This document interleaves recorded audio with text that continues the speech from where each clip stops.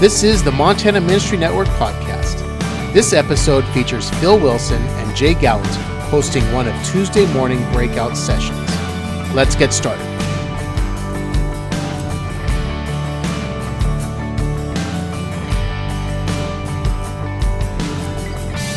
Wilson and Jay Gallatin, both of them serve as associate pastors, and I've asked them to kind of give their perspective on the role in which they serve.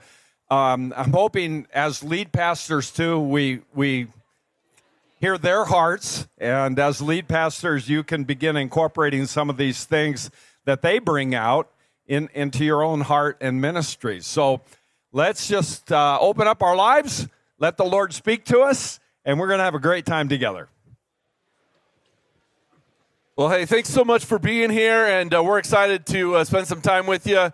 At the end, we're going to open it up for Q&A, so if you have some questions, write them down. We'll jump into them and get those toward the end of our opportunity with you. So really, what we want to talk about today is not only how to lead, maybe you're a lead pastor, but how do you lead the teams that you're on? How do you lead? For some of you, that might be upward. For some of you, that might be downward. We want to talk all those things. But I'd like to introduce Pastor Jay. Pastor Jay has served as the executive and equipping pastor at New Life Church in Polson. He's been on staff there for 10 years, but he has been in lay ministry for over 40. And so he brings this great, steady perspective to ministry, and excited to tag team with him here. Jay and his wife, Carrie, have been married for 42 years, and they have a great family that continues to grow. They have 5 kids of their own, and let me make sure I get this right. They have 1 son-in-law, 3 daughters-in-law, and most importantly, 5 grandkids. And Jay let me know that is a season that I need to look forward to at some point in my life. But outside of church, if you're looking for Jay, you'll find him on Flathead Lake, or you will find him in his backyard smoking and grilling.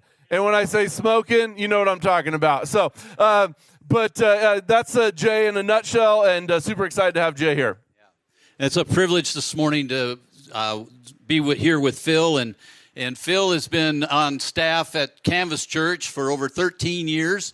He has 29 years of experience over 3 different churches that he's worked with, and he's just a natural connector of people. And he just loves to see people grow and lead with influence, intention, and just be an encourager. And he's been a great encourager to me as we've been working on this session together. He's married to Janelle, and they've been married for 27 years. And they have 3 of their own kids and 1 son-in-law. And your daughter just got married.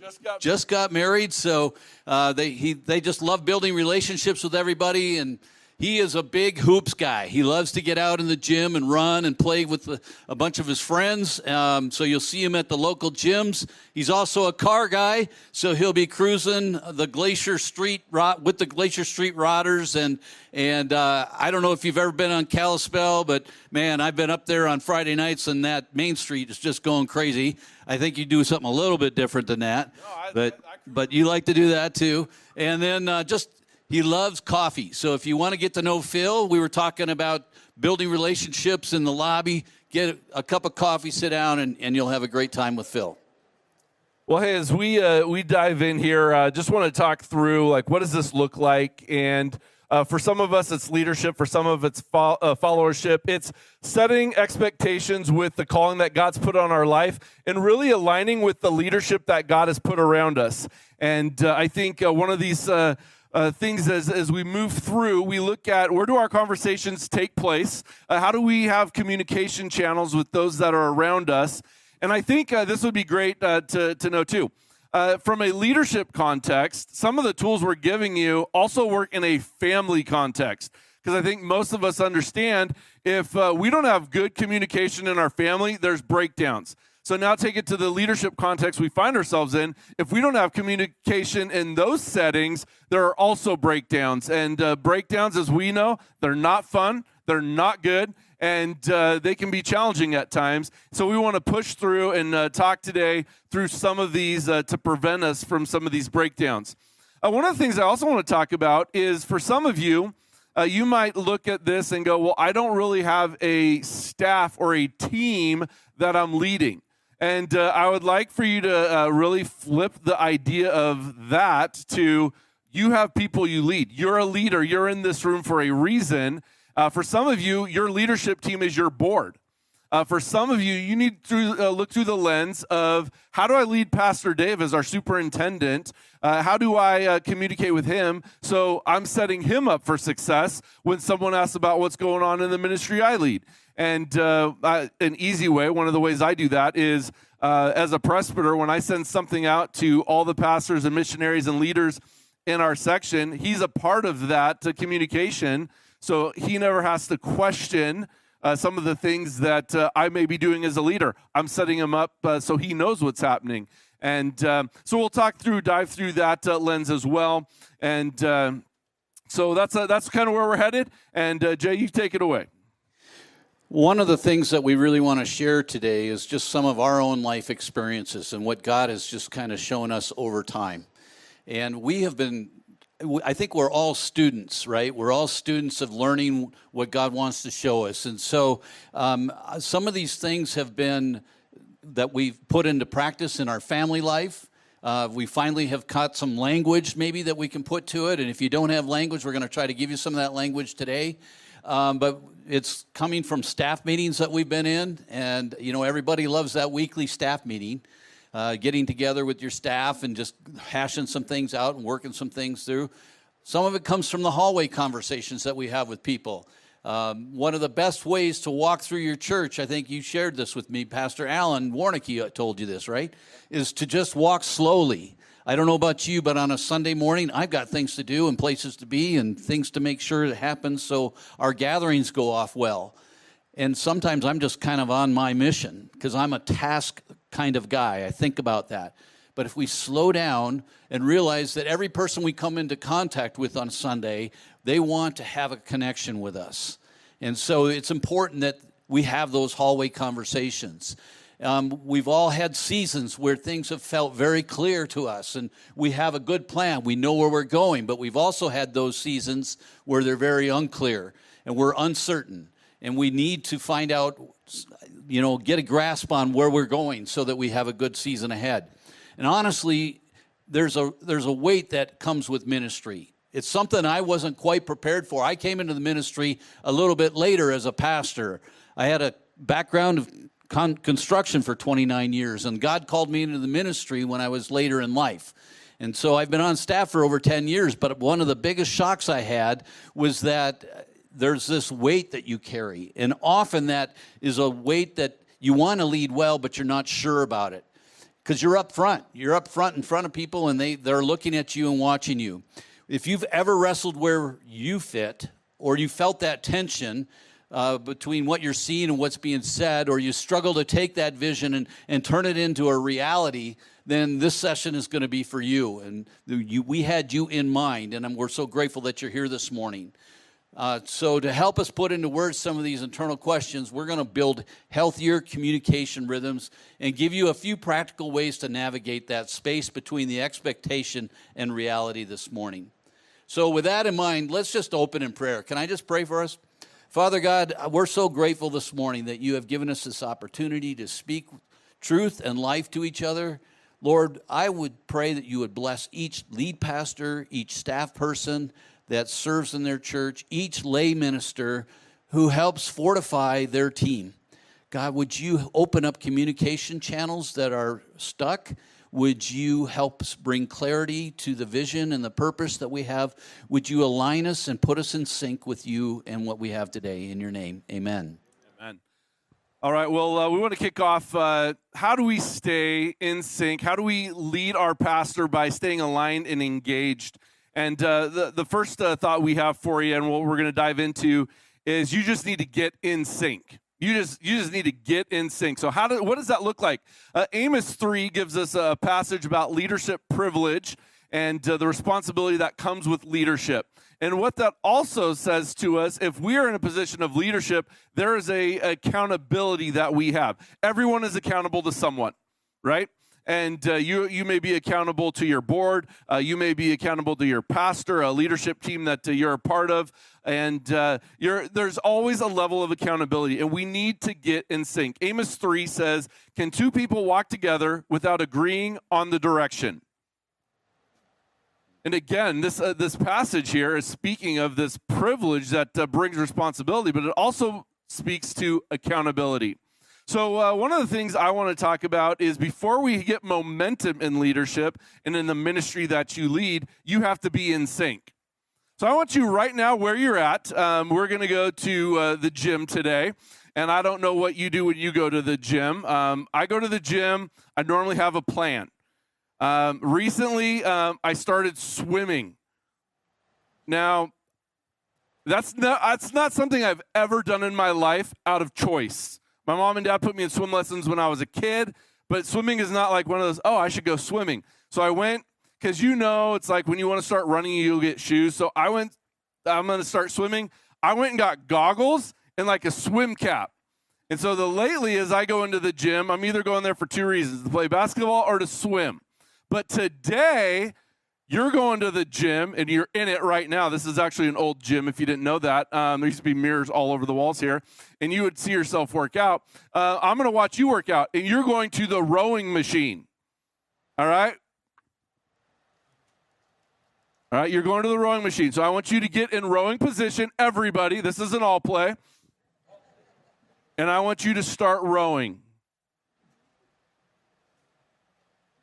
Yeah, keep going. You can be this for a few minutes. For some of you, if you need air, just raise your hand. We'll bring a CPR team over to you. All right. So this is fascinating because all of you are rowing right now. You're still rowing. Some of you are sitting next to people and you are already in sync rowing with them. But from where I'm standing, a lot of you are not in sync with even the person next to you. It's like watching you clap in church, right? It's like, where are we? Are we on 1 and 3 or 2 and 4? Like, I just keep 1, 2, 3, 4.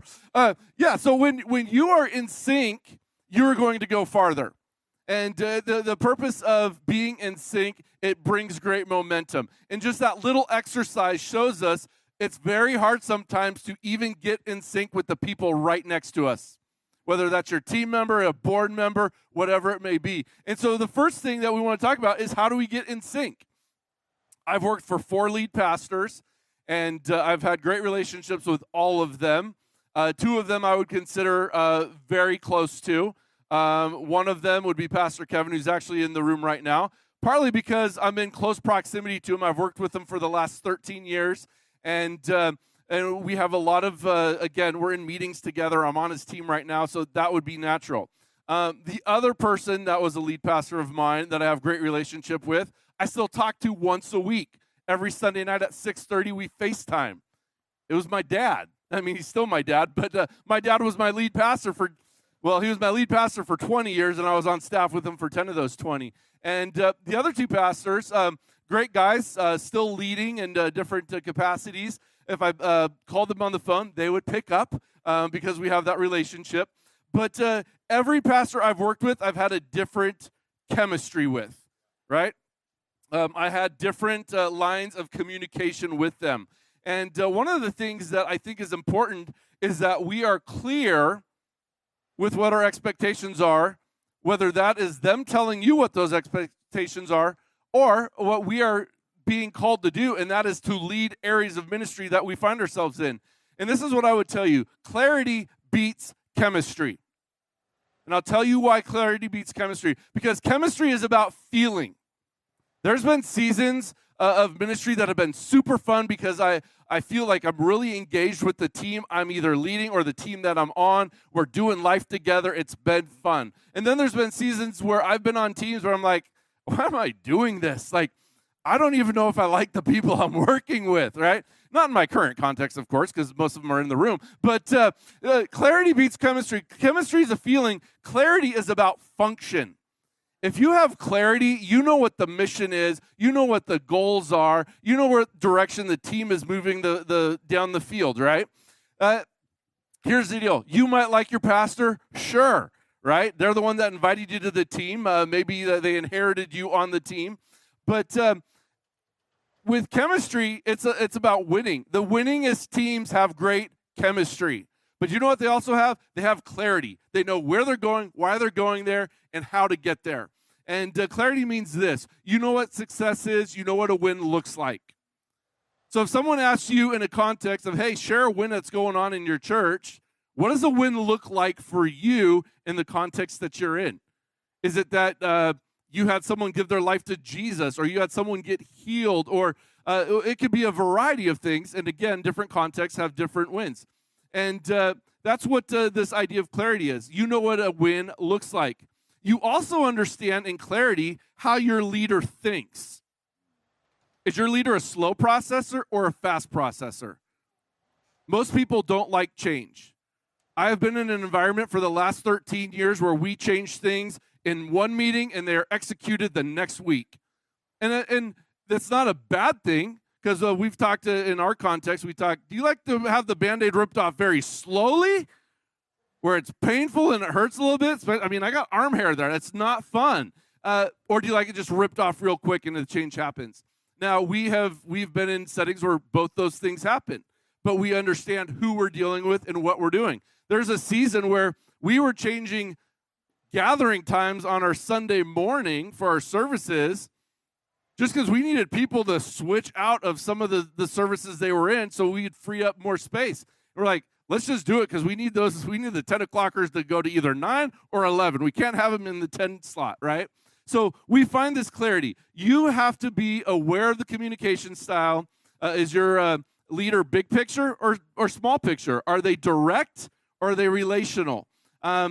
Here's the deal. You shouldn't have to guess what they are. That's where clarity comes in. That's where communication comes in. Get to know who your pastor or your leader is. Chemistry makes work enjoyable. Clarity makes it effective.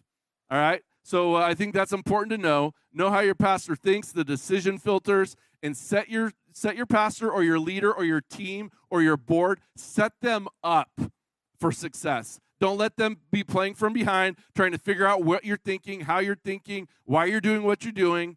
Be clear, and that clarity brings the chemistry that you want. So once you're in sync, the next question is what does that actually look like, and how do we show up every day? How do we come prepared, not just ready to take things on the fly, but that we become fully aligned and fully engaged in what we're doing? And so our next point is really that staying fully engaged is so important. And it's built off of Colossians 3:23 that says, work willingly at whatever you do as though you were working for the Lord rather than for people. How many of us ever showed up on Sunday morning, we're tired, we're cranky, we're not sure that we should be there because our attitude stinks? You know, and yet we have a responsibility to play. This verse just has really encouraged me over time, as it really talks about I'm working for the Lord. And so the Lord gave everything for me. I need to give him my best. And it doesn't matter how I feel or what life looks like in the moment. I need to come out and be the best I can for him. Because before impact happens, I need to be engaged and I need to be intentional about it. If I am not intentional in what God is asking me to do, then I'm going to fall short every single time. Because I'm only in it for just the fun parts, right? And this is more than just doing our job. It's about showing up with our heart. And our heart is what we've been called with. God reached every single one of us at some point and called us into the ministry through our heart. And bringing our heart to the table is truly fulfilling our calling. This really plays out in 3 ways as you engage. The first is caring about what your pastor cares about. If we are a staff person, whether we're an associate pastor, we're serving in a secondary role, or whether we're a children's pastor or our children's pastor or student pastor, whatever role we play, we all need to keep in mind that we need to help our lead pastor do whatever he thinks is right, because what he cares about is important. And when their priorities become your priorities, then we stop managing tasks and we start moving forward with the mission. We're not on 2 divergent paths. We're on the same path. We need to make sure that we don't drift. And what I mean by that is that engaged leaders bring solutions, not just information. Because when we start drifting, then we get off mission and we get off topic, we get off task. And so we need to bring solutions to the table. Pastor Chris at New Life has often told me, don't just tell me about a problem, bring me a solution. I need to know what you're thinking. You're a very big part of our team. And so that encouragement has always led to me thinking about, okay, this is the issue, this is what's come up, how can we solve this problem together? And I always seek his wisdom on it and make sure that we are on the same page. Because when things are unsaid or unspoken, when there's expectations that are unmet, then frustration happens. And we can not necessarily show it on the outside, but we become just really inwardly bitter maybe, or we can become just angst. You know, there's an anxiousness that we have. And so a big part of staying engaged is learning to make sure that we talk things out and have good communication. That is very key to pretty much everything we're talking about today, about being in sync and engaged and in alignment. The next thing is to learn to anticipate what's coming next. My job as the executive pastor at New Life Church is to see the big picture. Pastor Chris has laid that big picture out. He's the visionary. He carries that part of it. As the task guy, as the detail guy in our church, I have to begin to look at things and see, okay, this is how this piece is going to fit together. This is how this process is going to work. This is what's going to happen to help people move along in their journey towards Christ. But how do we make that real, and how do we make it function well? So I have to anticipate that. A great associate pastor reduces the lead pastor's mental load. We take that off their plate. And we're thinking about that next season all the time. I was a builder for 29 years, and I started projects from the ground up, a place of dirt. Yes, I had a set of plans, but my job as the general contractor was to look at that project in a 3D version of it. Or you might think about playing 3D chess. There's so many things happening on different levels, right? And you have to know what's foundational. You have to know what the next building part is. You have to know when the trades come in. You have to know how things get put together, because one thing follows the other. And if it's not done right by the time you get to the finish work, and there's some things are out of plumb or out of square, it just isn't going to come together right. It's going to look horrible. Now, nobody's built a perfect house and nobody's built a perfect church. But a good contractor and a good pastor know how to hide the mistakes. And we work on that. We work on it a lot. So we have to be thinking and anticipating and how to fill in those gaps before they become problems. And then we need to bring clarity where things feel unclear. We can speak. We all are given a voice. God gave us a voice to speak it out. Some of us, though, keep that voice very quiet. And we need to be in love sharing what God is telling us. We're going to talk about that more in just a minute. So we're not waiting to also be asked. When we see a need, we step in and we handle it. Don't go to the pastor and say, hey, did you know about this need? You need to fix it. If it's something that is within your purview and you're able to handle it, even your lay people should be trained this. If they can solve a problem before it gets to the pastor or the leadership, all the better. Hey, somebody spilled water over there. It needs to be cleaned up. How simple is it to go and get a paper towel and wipe up that water, or a mop if it's a big problem? It's not a problem until we make it a problem. And so by anticipating what that is and then solving those problems, we can overcome them. And the last thing in this section I want to make sure is we stay rooted in our calling and not our position. It's so important to remember that why God called us into the ministry in the first place. He gave us a plan and a purpose, and he put it deep in our heart. Yes, we want to learn from our lead pastor and other pastors in our area. We want to learn from one another. And as Pastor Vader said earlier, many of us grow up in small churches, and God uses those as testing grounds, as proving grounds for us to learn and to grow. So every opportunity that we have, doesn't matter what size church we're in, we have those opportunities. But that call to our ministry must never leave the forefront of our mind. Why did God call us into this? It's easy to compare if we start looking around. It's easy to start wondering, about what's it like on the other side. Somebody once told me the grass is always greener on the other side of the fence until you get there. And that's so true.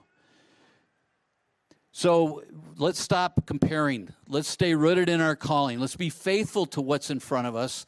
Let's celebrate the wins as they come along. And they don't have to be big wins to celebrate. They can be the smallest little things that happen in our lives. And then also we want to finish strong, because when we finish strong, it builds trust. Trust for us, trust for our pastor, trust for our congregation. When they see us doing things and modeling them out, it builds trust. And so let me just leave you with this morning. This is something that you can measure by, right? So if we bring a solution for every problem to the pastor, that's going to solve a lot of things right out of the gate. If we take time and think about the next season as we're planning ahead, and we review that, we stay up on it, and not just think things are going to be willy-nilly coming down the road, they'll just be as they are, but we plan them, we review them, and we're staying ahead of it, and then that we address any tension that comes our way. Take care of it. Don't take it to the pastor if you're able to, but take care of that tension right away.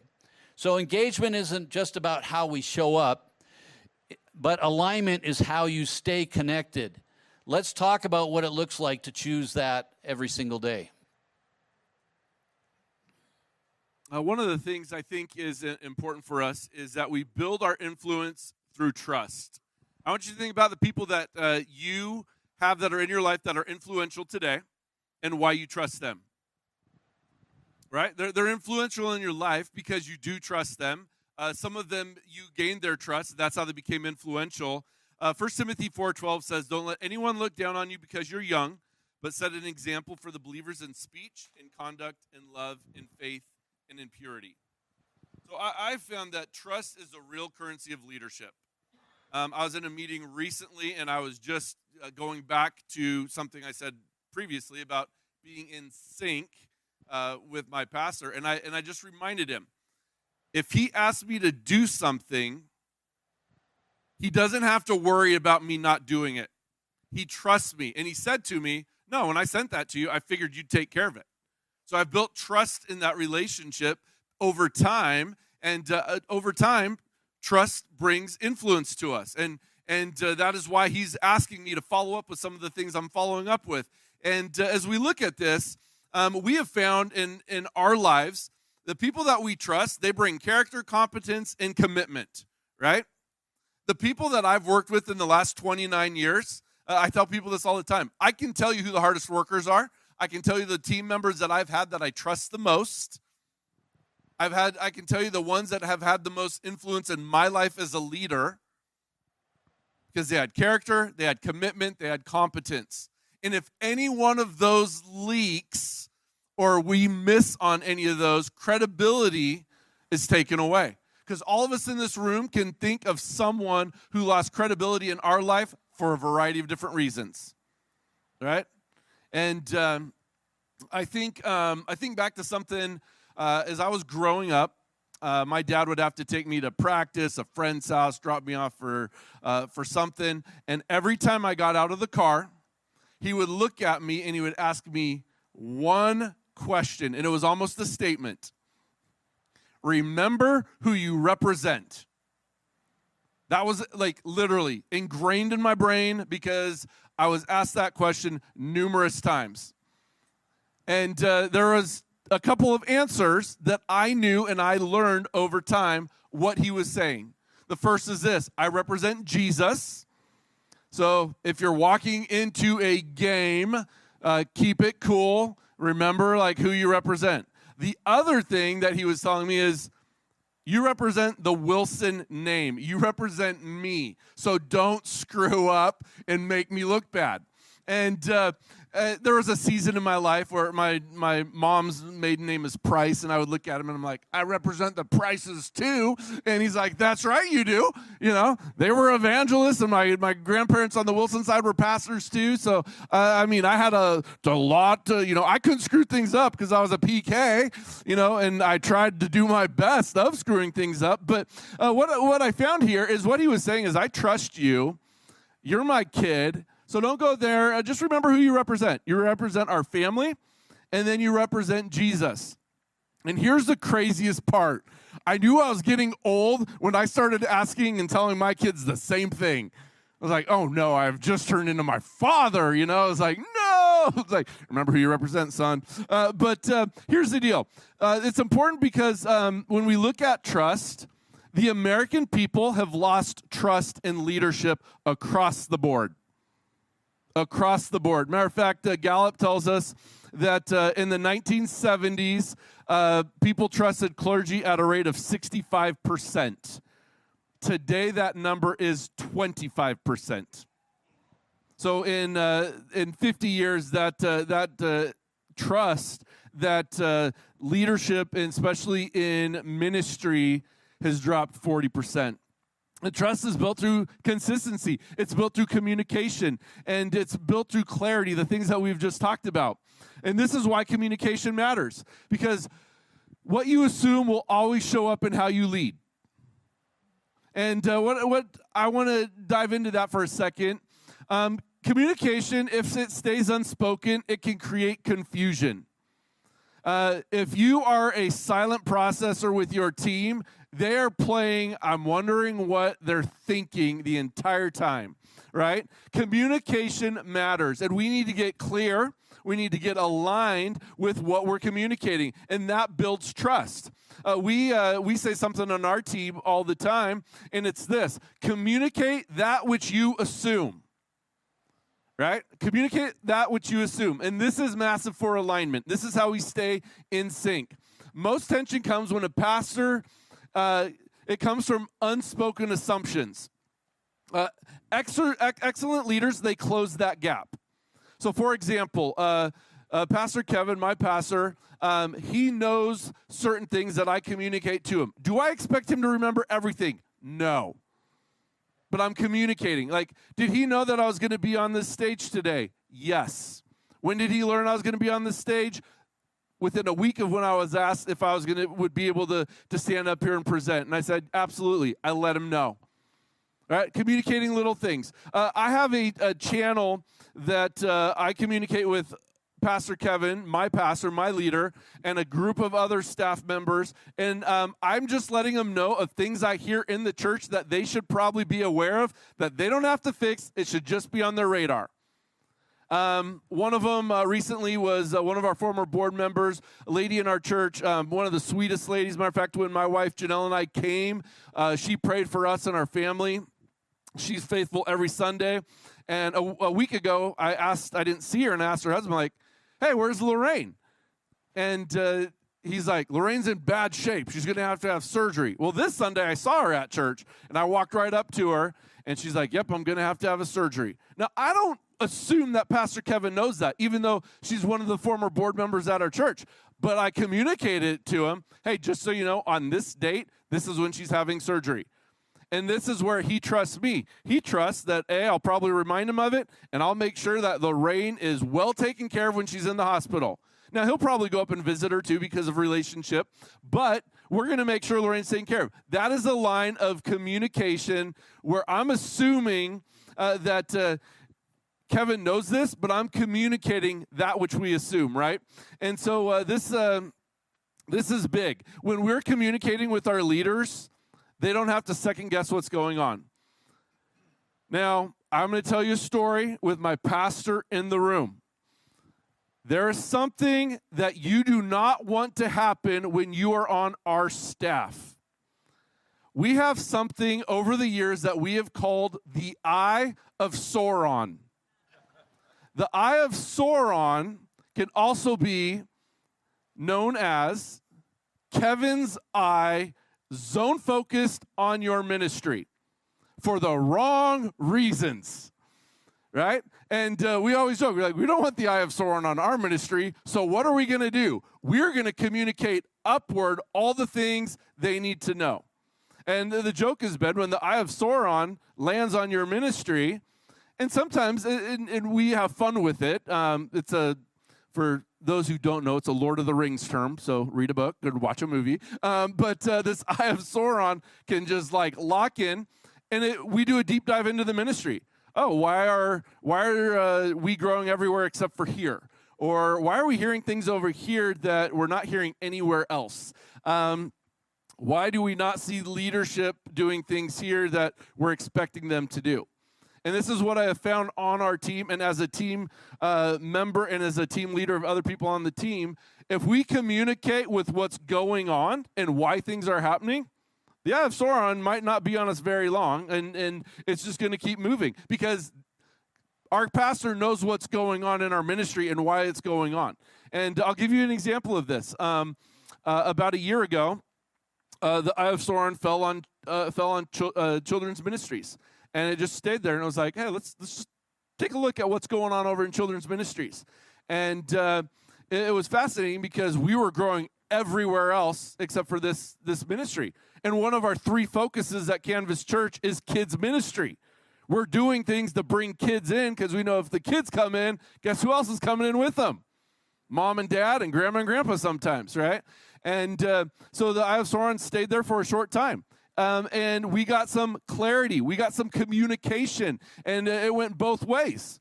It was like, hey, we are going to do this, and then we'll start tomorrow or today. And what happened is this week, we were looking backwards, and we're now looking at where we are, and we're like, oh, my word.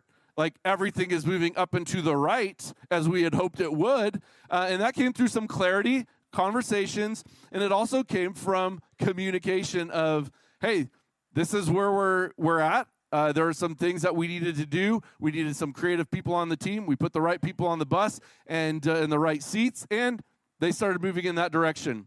So that's a way that we build trust, is communicating upward. Because most of us in this room, you don't want your board like zone focus on all the things you're doing wrong. Some of you in this room, you don't want your pastor zone focus on all the things that you're doing wrong.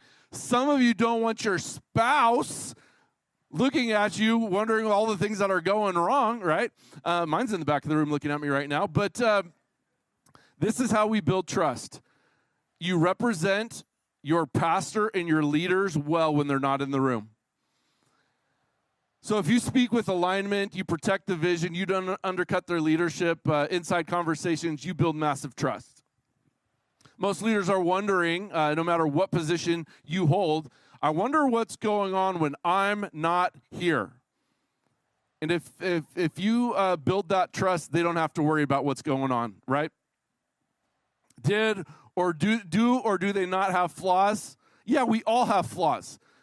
And we're going to catch those flaws. We're going to learn from those flaws. But this is what I learned working for 4 different pastors. Each one was uniquely gifted. Each one was very different. And I had to lead from a different standpoint from every position that I was in with those different pastors.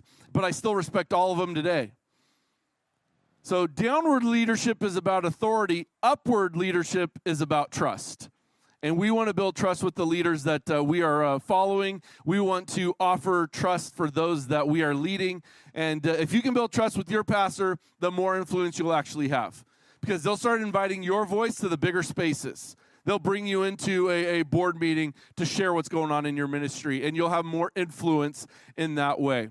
So upward influence, it's not about managing your pastor. It's about earning their trust through alignment, clarity, consistency in that communication we've talked about.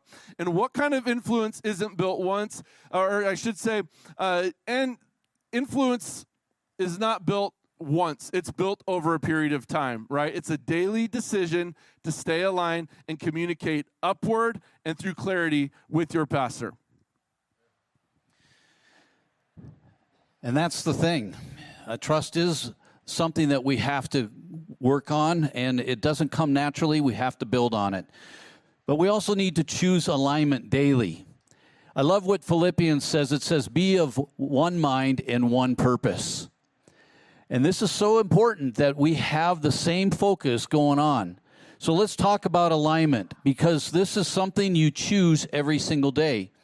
Now, that's not to say that we can't disagree, but we have these conversations that if we're not on one mind, of the same mind, then we begin to drift off. We begin to move away from that.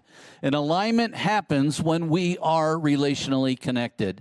I love the story that Pastor Vader's talked about, his associate pastor coming in and talking thinking about, hey, I think God's calling me to pastor a church. Oh, by the way, it's your church, right? Remember that conversation? But that conversation probably wouldn't happen if they weren't relationally connected. And so there's a big problem that's going on in churches today. Many of us have approached ministry, even discipleship, where we're thinking with the left side of our brain. You think about it. This is our decision-making side. This is where we come up with solutions and all that we're doing.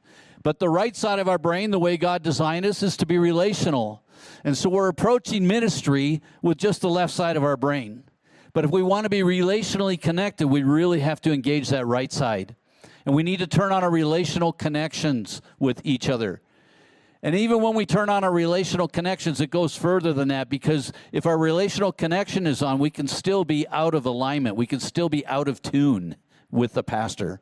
Have you ever had that conversation with somebody that you know they're just looking right past you and they're still talking?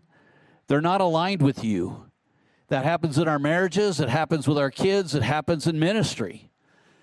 But when we come into alignment with one another, then we can make things happen a lot quicker and a lot faster. So we need to check our RCs. Misalignment doesn't actually just blow up. It happens over time. So it can get worse if we don't address it. And we need to close those gaps quickly. Instead of assuming something's happening, we need to make sure there's clarity in it and make sure that we're understanding. Communication is two ways. It is actively listening and repeating back what you think you heard and making sure that we understand what's being asked of us. We also need to learn how to have those hard, healthy conversations. Sometimes we avoid them because we don't want conflict. But when we don't have those healthy conversations, then things happen to get pushed down and they get a rug thrown over them. Unspoken expectations will kill momentum so quickly if we don't talk about them and make sure that we're all on the same page. So we need to stay relationally and strategically connected with one another, because alignment doesn't just all break at once. It erodes quietly. There's a simple phrase that says clarity before you amplify. We are all voices of what the mission is, all voices of what the vision is. And when we're standing out there and we're speaking that out, if we're not clear about it, then we shouldn't be amplifying it, because we could be giving the wrong message. We need to make sure that we understand what the vision and mission are before we run with it. And then once we do understand it, and once we do begin to amplify it and communicate it out, it's our job to come alongside and help protect it. It isn't just the lead pastor's job to protect vision. It's also our job to protect that vision. And I've run into many associate pastors over time who really struggle with this next one, and that is finding their vision inside the lead pastor's vision. Wait a minute. God called me to be a pastor too. Yes, and I got hired to be the student pastor, and I've got all these big plans for this ministry. But if they don't fall within the vision of the lead pastor, you're going to have two different visions opposed to one another and working differently. You can end up with a silo of ministry happening over here and another ministry happening here. And it's so important that you bring those two together, that as an associate, you find your vision within the vision of the lead pastor. Healthy following doesn't mean hesitation. It just means that, and it doesn't mean that we need constant permission either. We have gifts, we have abilities, we have opportunities that are before us. And if it's within the lanes that have been designated for us, then we should be able to move forward in that in boldness and confidence. But if it ever becomes a question as to where we're supposed to be leading people, then we need to clarify it with the lead pastor. It doesn't mean that we lead with hesitation, but it means that we take with initiative and we make decisions that allow us to operate in our lane. And the other really important piece about this is it sounds like we're trying to do all the work ourselves, but we need to empower other people. I love what Pastor Vader said this morning as well about taking a group of people and discipling them to do what God's asking them to do. Not just delegating it, but making sure they understand it. And when we come alongside people and empower them to do it, then we can help build the confidence in them to go out and do it. But you can't do that if we're unclear. So we need to ask questions, we need to listen closely, and we need to translate that vision into action. And then we need to advocate for it, especially when the pastor isn't in the room. My lead pastor isn't here today, but I know that my purpose is to support and protect the vision that he has for our church and for our people. And that's what I'll do. I'll stand up every day and do that. And then we need to advocate to the people, or be that voice to the people. Does that mean I agree with him all the time? No. But when I disagree with him, I'll have that conversation in private, never in public. Always in private. I want to honor him in public. God has elevated him to that status and that position, and I need to honor him in public. So we're not just agreeing, we're amplifying. Agreeing says, I'm on board. Amplifying says, I'm helping this move forward. That's the shift from being someone who supports the vision to someone who actually multiplies it. We need to multiply the vision of our local ministry and what's happening.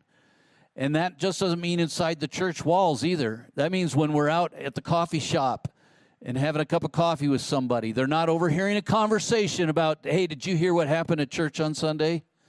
Or it means when we're in the grocery store line and we're talking to the cashier and somebody comes up and taps us on the shoulder. You're that pastor. Do you know about this problem over here? It's my job to turn and say, wait a minute, let's have this conversation later. We need to protect that about our pastor. And because alignment isn't just about being right, it's that unity that we put on. We're unified in our actions and the way we live. And we live that way constantly. And when we do that, then our influence will continue to grow. So I always try to restate the vision in my own words every month so that make sure that I'm in alignment with the lead pastors. And I make weekly decisions within my role so that I'm not waiting for approval, but I'm able to move the mission forward as long as I know what the parameters are in my role. So once you're aligned, the question becomes, how do you carry that forward? How do you lead effectively? If everybody will, right here, I want you to take a moment and I want you to readjust the way you're sitting, and I want you to now sit with correct posture.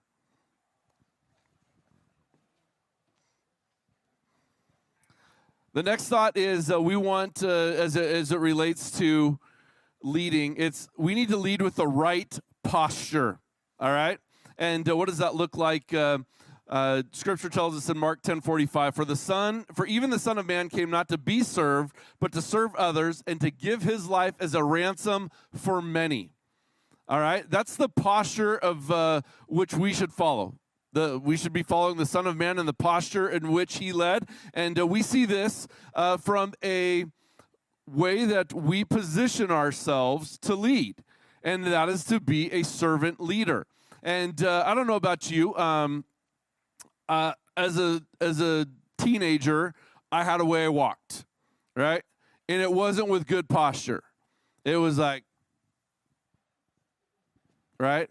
Like my wife, we grew up in the same youth ministry, and I was older than her. And, you know, if you asked her, she's like, oh, he thought he was so cool. He just walked around the church, like, you know, whatever. But no, I had to walk. And it was like, and do you know how I walked wrong? I knew it because my mom would always tell me, throw those shoulders up, Phil. You know, it was like, all right.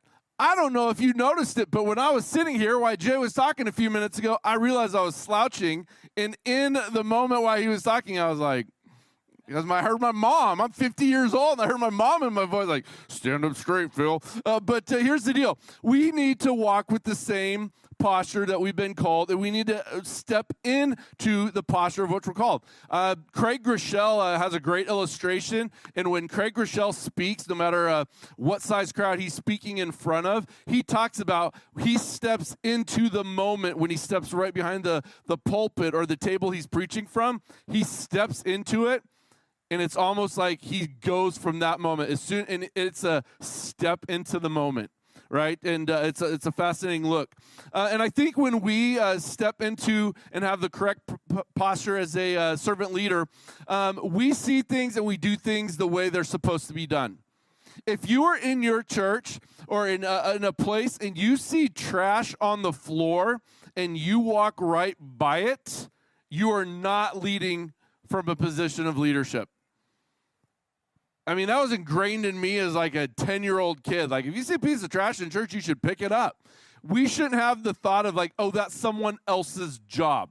And for some of you, that is your job as well, right? But hey, it's one of those things. If there is a question that you could ask to put yourself in a right posture all the time, this is it. And it's gold in your marriage as well as in your ministry. How can I help? How can I help? How can I help? When I do marriage counseling, I'm like, that's one of the questions you should ask all the time. How can I help? Because you step into this posture of, I'm available. How do you need me to serve in this moment? And here's the deal. Nobody in our church is called to our ministry. This idea of our ministry. It's the mission of Jesus. They're just jumping on to help. And we're just, maybe some of us are jumping on to lead. But all of us come from this position of servant leadership. And when we believe that, and we believe that we can serve from a position of leadership, we can stop asking permission to protect our thing, right? Nobody in our church is called to our ministry. They're called to the mission of Jesus. And if we're all on the mission of Jesus, we can start taking ownership of this mission together. And I think one thing we need to do, if you report to somebody, and all of us in this room do, that's accountability. I think one of the things that we need to do, and I find this often with especially pastors that are new or newer to ministry, they're seeking approval for everything they do. Hey, what if we did this? What if we did this? What if we did this? There's conversations that you should have where you are seeking approval and you're talking as a team about the things and the dreams and the visions you might have. But we need to take ownership of what we've been asked to lead, right? And when we can move from approval seeking to ownership thinking, it's going to be a blessing to those that are leading you. Think of it as for some of those that are in a parent role or have been parents with kids in the house that are literally asking all the time for something, right? That can get annoying. Can I please? Can I have one? Can I have one? Can I have one? Can I have one? You know, after a time, you're like, can you just go get one? Don't ask me again, right? But I think as it talks about being in alignment and leadership, pastors need people that are more willing to take responsibility and ownership than permission askers. Now, here's the deal. You don't have to ask permission if you're communicating with your leader. You're like letting them know, this is the vision. This is where we're going. We'd love for you to jump on board. Our pastors need us to think, to carry, to dream, and to move. And so what happens here is when we are in the right leadership posture, it's one of those things where we are ready to lead. We're stepping into the moment God has gifted us, called us to, and we are leading. And people will follow us, and if you turn around and no one's following you, then maybe that's another conversation.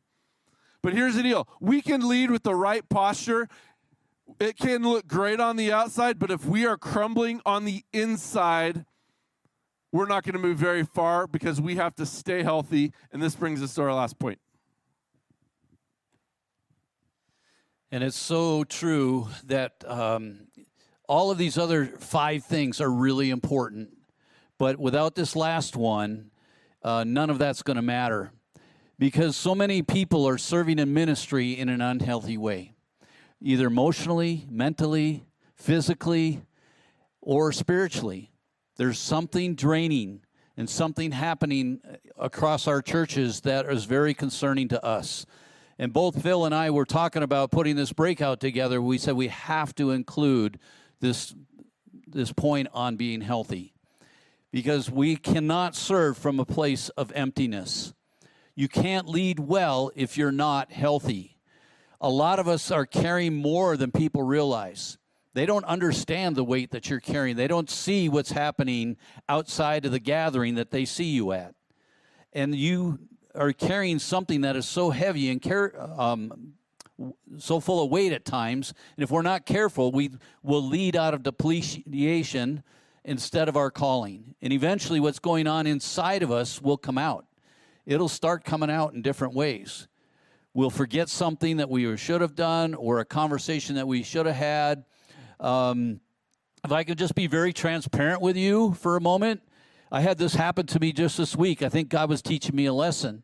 One of my neighbors that lives in our neighborhood loves to walk their dogs without a leash. And they let their dogs just run everywhere.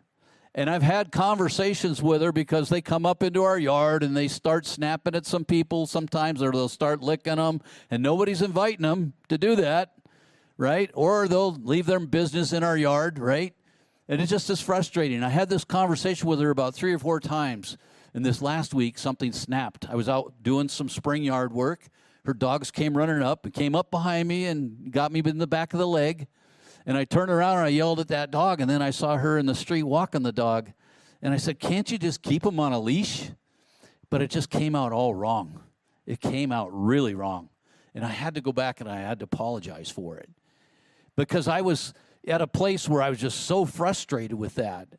And I was not coming out of my calling. I wasn't speaking love to her. I was speaking in harsh terms to her. And so eventually that frustration that was building up inside me came out. And I had to go back and I had to correct that. So we need to guard our heart. We need to pay attention to what's building up, whether it's stress or frustration, whether we think we're comparing things with other people and seeing, oh, look at that ministry over there. I wish I could be over there. I don't really like my ministry. I want to be over there. I wonder if I should go talk to them. I wonder if they have any positions open over there. You know, and comparing ourselves.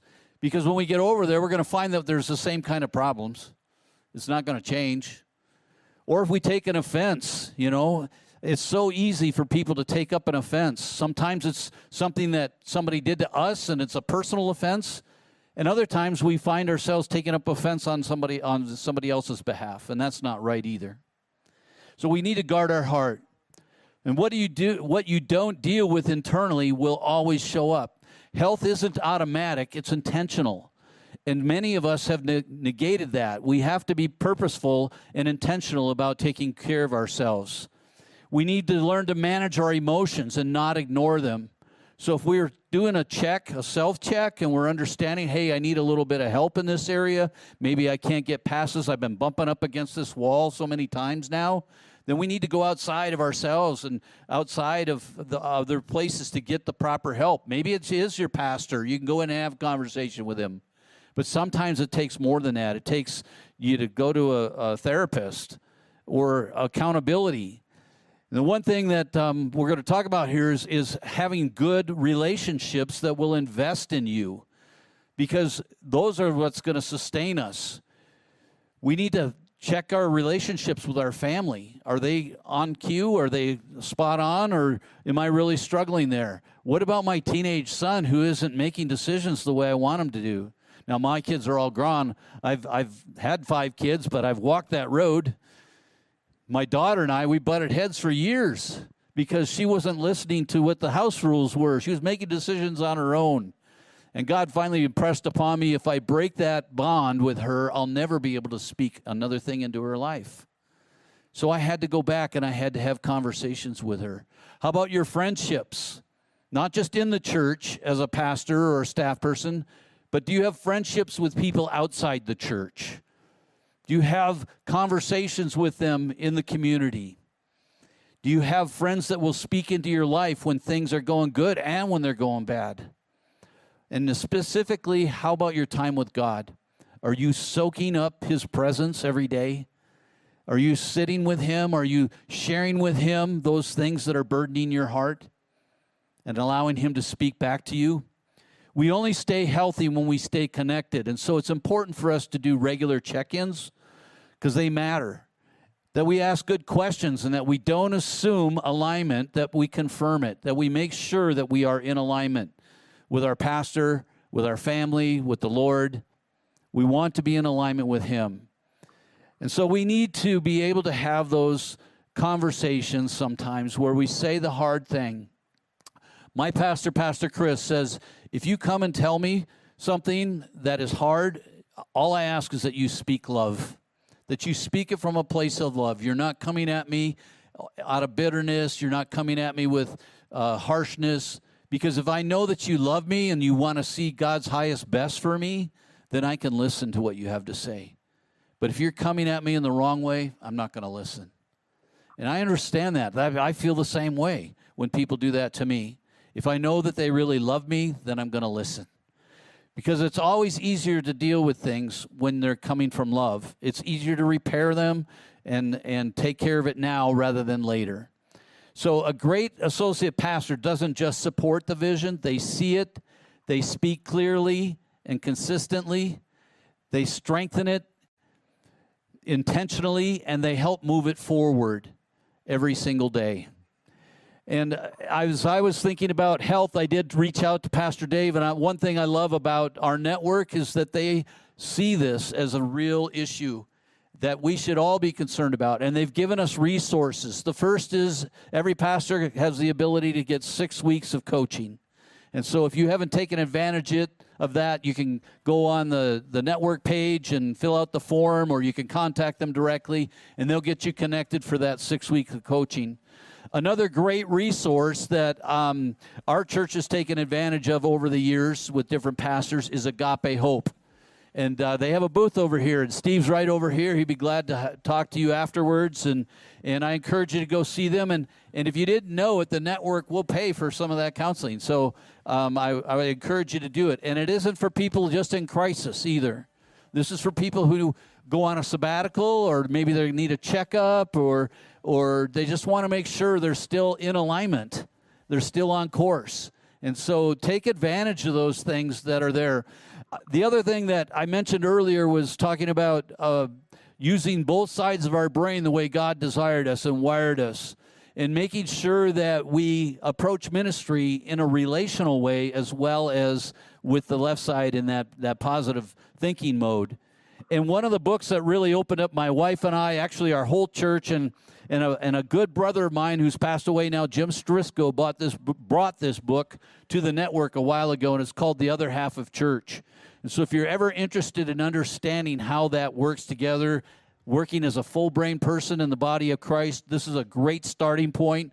Another book that has been very helpful to us in our church recently is called Living Fearless by Jamie Winship.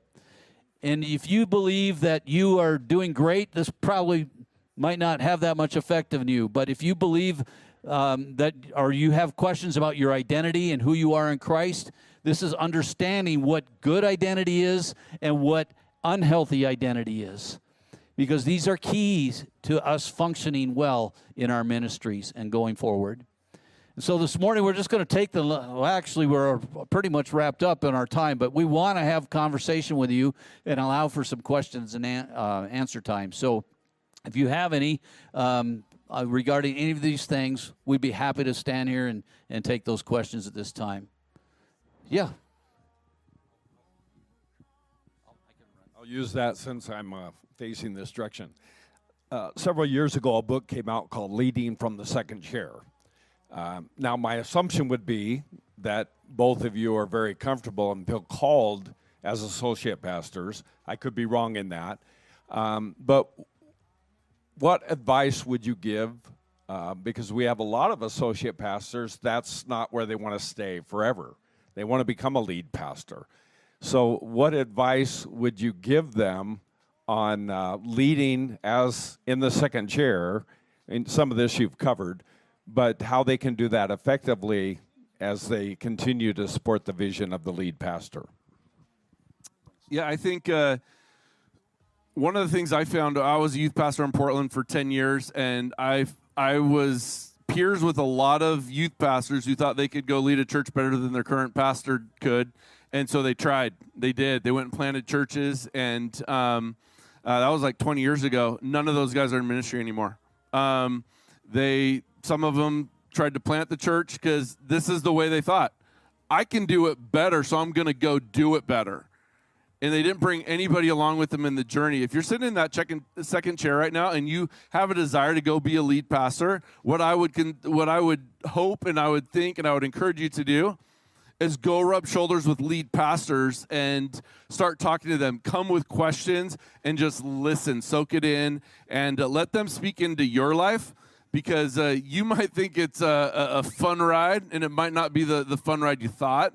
For others, you're like, it's going to be a funner ride than funner's a word. It's a funner ride than the one I'm on right now, and it could be.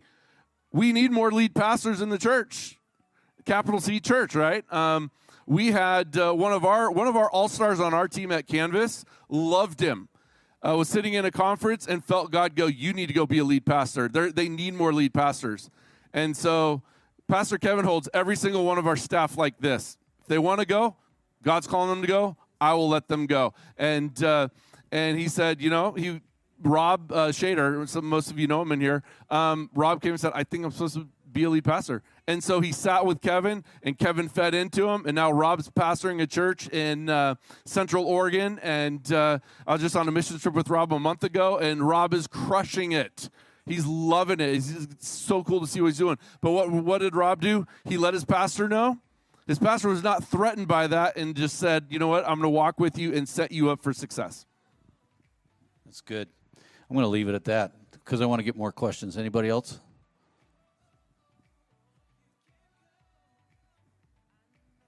Okay. Well, yes, back there. How do you resolve conflict well? Fight Club. Yeah, right? In the basement. Yeah. That's an interesting question that could go a lot of different ways. But one of the things I've learned over time as a lay person, actually, I served on board in a couple different churches and saw the interaction between different board members. And sometimes pastors will come up to me because I have a privilege, at least in our church, of attending every board meeting. Pastor Chris wants me there. I have no vote. I don't do any of that. I help with the agenda. I actually bring all the supporting documents and everything around every single agenda item. I write the agendas. He tells me what to put in it, but I write them. And I get into a boardroom, and there's been years where we've had people who shouldn't probably have been a board member. It's been unhealthy, and we've had to have conversations around that. But I want to say, before I forget it, that we have very good board meetings right now, and we love them. We can't wait to get together. But we try to engage each other relationally, understanding who each other is personally. We start our board meetings at 5:30, and we start with dinner together, and we pray. And we spend the first hour and a half having dinner and prayer. And then from 7 to 9 at the latest, we quit at 9, we have our board meeting. And it functions so well every single month. And so that is, but I've been in board meetings where we've had people who want to get in and they want to nitpick every agenda item. Or they have this idea that they come into that board meeting and they think that they're going to go through every single financial transaction. That's not their role. Their role is to help bring policy to the meeting and to help understand things around the ministry and the mission that we're doing. But those conversations of conflict had to happen not just in that public format, but in the private setting of me going to them or Pastor Chris going to them and having or the three of us going together and having those one-on-one. And just building relationship is the biggest thing to overcome that conflict. Trying to see things from their point of view and also hearing from God, what is really happening here, Lord? So yeah, and I think conflict and tension, often we view it as negative. Conflict and tension can actually propel you forward. And so I think, as Pastor Jay said, if we get an understanding of where the conflict's coming from and working through that with a mediator or somebody that can help us navigate that, there's going to be people that just don't like me. Or like the things that I'm bringing, or like my leadership or whatever, and that's okay. I'm okay with that. I'm secure enough in that. But if there's certain people I want them to like me. I'm a likable guy. But if there's this tension, let's figure out why. Okay. Probably got time for one more. Yeah, John Michael.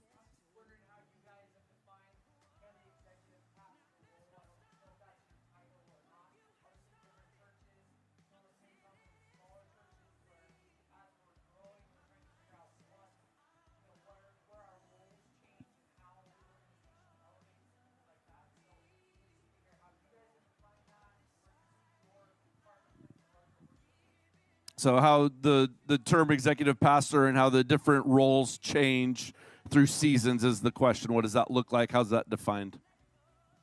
For me, I was nurtured up into that right out of the gate.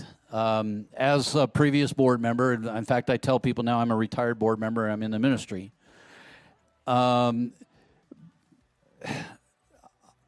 I saw a couple different transitions happen at New Life while we've been there in the last 23 years or so. And I was asked to lead the search committee between Pastor Sean and Pastor Chris now. And that translated into I didn't even understand what was happening.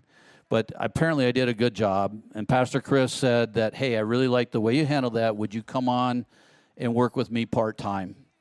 Continue to do the administrative work, because without a pastor, we brought in Pastor Ed Vinio. Love that man, so miss him. But he helped us through that 9 months of season in that search, and he did the preaching and the teaching. But we recognized there was still a hole administratively, and so I came in and helped serve in that role during that time. Then when Pastor Chris came on, we continued that relationship on, and he said, I think God's hand's on you. I think you should go into the ministry. And so I started part-time. I was there for 2 years part-time, and then he hired me full-time in 2016, and I've been there ever since. And he said, the one condition is I really want you to pursue your credentialing. And so I began to do that. And I just kind of grew into that role, and that's how that happened for us. But I don't know how that happens in every single church. I think it depends upon where you're at with that church. I think it also just has an impact upon what the needs of the ministry are and how to best serve the church. I always tell them, Pastor, if you need me to step down so that the church needs to go a different direction, I said I would be willing to do that.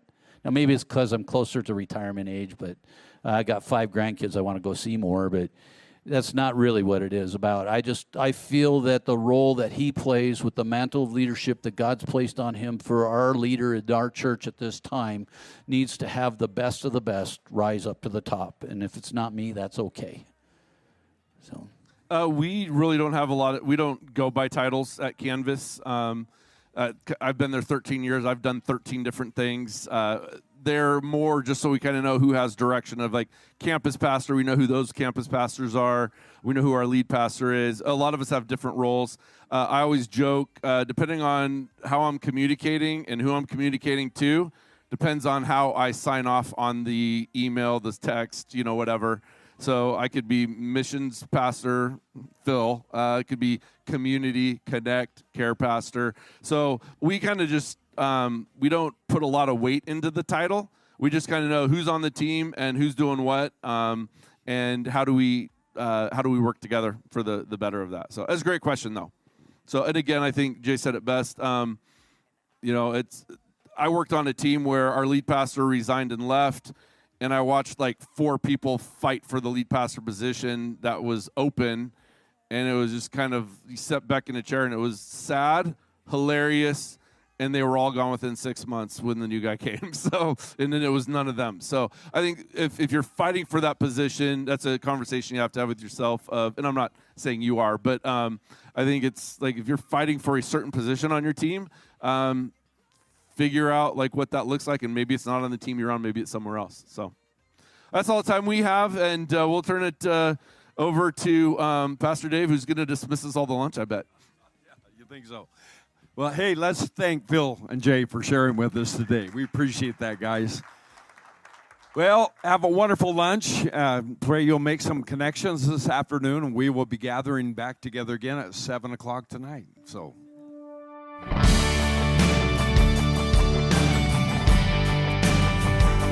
Thank you for listening to the Montana Ministry Network podcast. This episode and more can be heard on our iTunes, Spotify, and YouTube channels. And you can find us at www.montanaministrynetwork.org.